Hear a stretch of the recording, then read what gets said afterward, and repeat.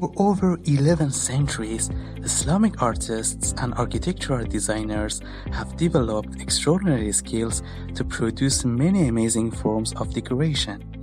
They are almost everywhere, from mosques to madrasas and palaces to private homes.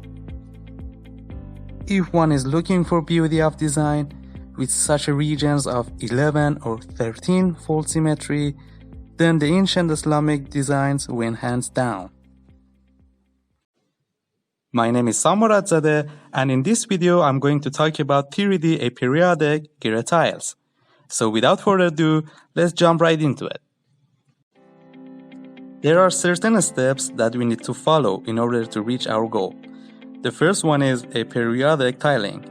The second one is 3-dimension Penrose, and the last one is Penrose-Girih. And by applying all of it together, we can generate 3-dimensional Aperiodic Girih tiles.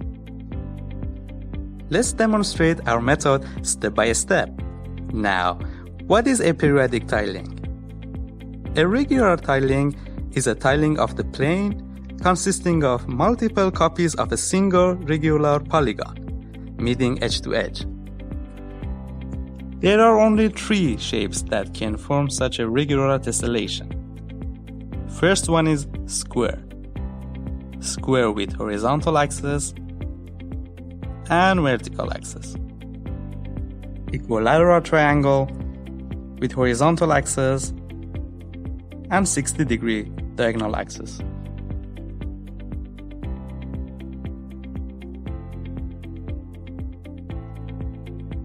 Equilateral hexagon, again with horizontal and 60-degree diagonal axis.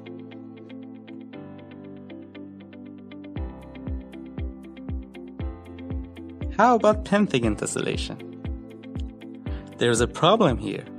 As we can see, there are gaps in the tessellation. Can we cover a surface with 5 axes of symmetry and with only transitional symmetry? Well, the answer is no. What do you think about this type of tessellation? How can we tie the plane only in a non-repeating manner?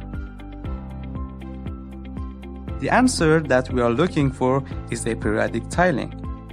Aperiodic tiling means that shifting any tiling with this shape by any finite distance without rotation cannot produce the same tiling. They are usually named for their originators like Robinson tiles, Amon Beaker tiles, and etc. One of the most famous tiling is Penrose, and it may have both reflection symmetry and 5-fold rotational symmetry. These are the P2 and P3 prototiles that were introduced by Sir Roger Penrose in 1974 and 75. Penrose's second tiling uses quadrilateral called the kite and dart, which may be combined to make a rhombus. However, the matching rules prohibit such a combination, as we can see here. We have completed the first step. Now, how can we generate Penrose tiles in 3 dimensions in order to make 3D aperiodic tiling? We should look for a specific tile that resembles the Penrose tiles in the planar projection. As we can see, this unique tile can generate thin and thick rhombus according to the axis of rotation.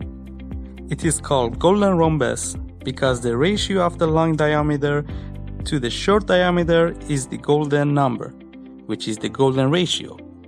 The golden rhombus is our base template for mapping Girih patterns in 3-dimensional aperiodic tiling. De Bruijn was the first who offered to construct the tiling by means of projection method. De Bruijn devised a method based on the pentagrid tiling to construct an infinite aperiodic plane without the use of inflation and substitution.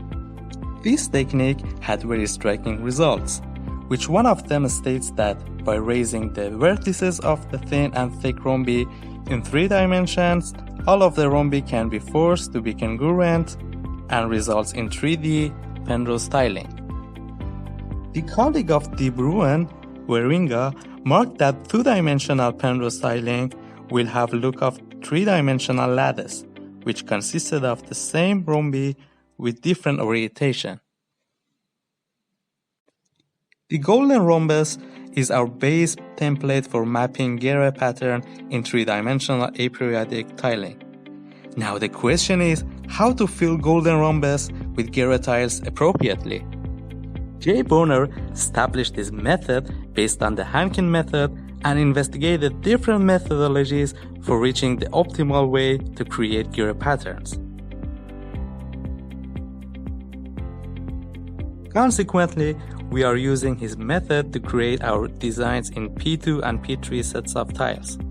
We chose 10-pointed stars as the 5-fold system. We centered a deck again at each vertex of the prototiles to begin our Girih tessellation.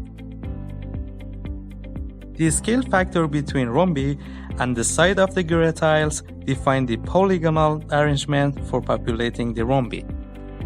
It can be obtained with either the stretch transformation or one-dimensional scaling with just one axis, depending on the type of the prototypes. For the thin rhombus, the stretch factor is 190 with the invariant y-axis. Thick rhombus and Penrose P2 have the same stretch factor 1.17, but this time the x-axis is invariant. Acute 10-pointed star, obtuse 10-pointed star, 2-point 10-pointed star. The underlying polygons, which are demonstrated here, have the ability to create a wide range of patterns.